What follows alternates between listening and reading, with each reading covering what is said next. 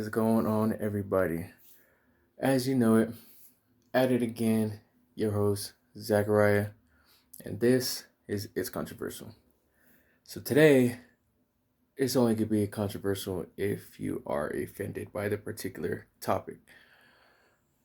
But first, I would like to start with something that I should have been doing from the get go, and I'm ashamed and regretful, and I apologize that I have not been doing it thus far. Land acknowledgement, as I'm here in Tewa land, occupied Tewa land, otherwise known as Albuquerque, and paying the respects to our indigenous population and acknowledging that they are the first peoples as we struggle in this revolutionary fight for Black and indigenous liberation and, liberation of all peoples under settler colonialism. So, yeah, I apologize I haven't been doing that thus far. I will do it every time after this. So, as some of you may know, tomorrow would have been Columbus Day.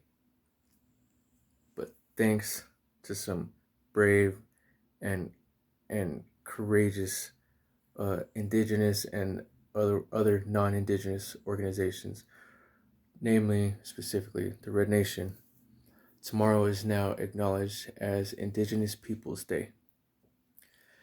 And they are having a march starting at Central and Lomas on the ground at 4:45. And let's see, the march leaves at 5 and the rally begins at 5:30. This is at Central and Lomas to Tigway Park. So I'm going to read off an article from the Red Nation, namely the writer Justine Tipa. Big shout outs to the Red Nation. And let's get into it. So this is the 6th annual Indigenous Peoples Day March and Rally. Join the Red Nation as we celebrate victories towards collective liberation and continued organizing against extractive industries, greedy capitalists, and settler colonization. In 2015, the Red Nation and a coalition of Native and non-Native organizations led a successful campaign to rename the second Monday of October Indigenous Peoples Day, IPD, in Albuquerque, New Mexico. The Albuquerque City Council issued a proclamation abolishing Columbus Day that was signed by Ray Garduno, Ken Sanchez, Clarissa Pena, Isaac Benton, Brad Winter, and Diane Gibson, with 3 council members abstaining. The proclamation declared that the day shall be used to reflect upon the ongoing struggles of indigenous peoples on this land. For the first time this year, the city and their nefarious initiative, One Albuquerque, are hosting an alternative to our annual IPD March and Rally, with Albuquerque's Mayor Tim Keller as a keynote speaker. Presently, Mayor Keller is pushing forward plans to construct a huge stadium in the historic Barelas neighborhood, one of the oldest neighborhoods in the city, for New Mexico's United Soccer Team. Community members are expressing how the stadium would increase their rent, increase traffic, and how the city should spend money on other things such as better schools or healthcare. Unsheltered people are also speaking out on how the construction of this stadium would greatly impact them. It is set to be built where various community health centers, resource centers, and communal areas for unsheltered people exist. It is clear that the stadium location is a strategic move to further dispossess Black, Brown, and Indigenous people in Albuquerque. The city of Albuquerque continues to be the second in the so-called United States to have the highest number of missing and murdered Indigenous peoples, specifically women and LGBTQ+, for years. For years, we've seen an increase in police and vigilante violence, namely the New Mexico Civil Guard, and vigilante violence in Albuquerque, and Tim Keller has yet to address the violence against Black, Brown, and Indigenous people. Yet he will move to work with the upper class to ensure their stadium is built, and he will continue to deploy police on our most vulnerable relatives. It is a disturbing irony that Tim Keller is the keynote speaker for Indigenous Peoples Day, yet so fitting for one Albuquerque event. Let us remember, politicians do not drive our movements; our people and communities do. Let us also not forget that Indigenous Peoples Day is a victory that belongs to the people, not Tim Keller nor Joe Biden.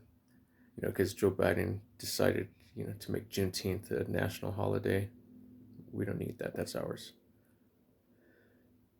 It is a day of not only celebration, but a day of resistance. A day to remember, a day to reclaim our rightful place on our land, and a day to remind people that our struggle for decolonization is ongoing. Our work is far from over. We remember that an estimated 55,000 Indigenous people call Albuquerque home, 35,000 are Dene, and 291 federally recognized Native nations are also represented in the city. Following the City Council decision, Dene activist John Redhouse told members of the Red Nation, "Your collective vision and work is a dream come true. Let us struggle onward as a humble people of Earth." And this is a drug and alcohol free event. Please wear your masks. So, this is a very significant day. And I encourage everybody to be safe and take care of each other, look out for one another. We know that there is an element of people within the city who are offended by this, who do find this controversial. And so it is paramount that we do everything we can and keep our eyes open always to people who don't agree with this. People who uphold the settler colonial idealism, right? People who believe that this is their culture and that their culture is being replaced and torn down. It's kind of ironic, right? There's a bitter irony there because settler colonials came and, committed basically a genocide against the indigenous population and then gave them reservations on their own land and renamed everything and carved their whole bloody path through history, and I just did a piece on white heritage and stuff like that. Yeah. Who could be proud of something like this, and who would want to uphold that kind of legacy, like the Oñate statue,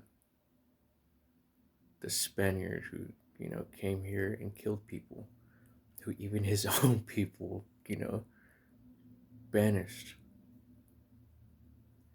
But there are people who will want to fight back against this.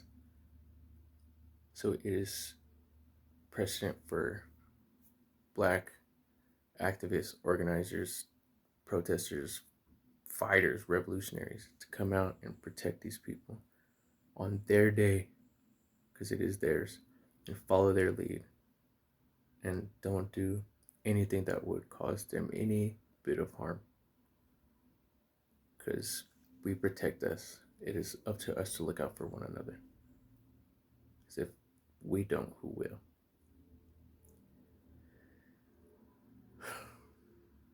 So I will be on the ground tomorrow. I will be out there, marching with them. And as I recently found out that I am a significant amount of Indigenous Mesoamerican Andean specifically, I would never attempt to claim this as my day.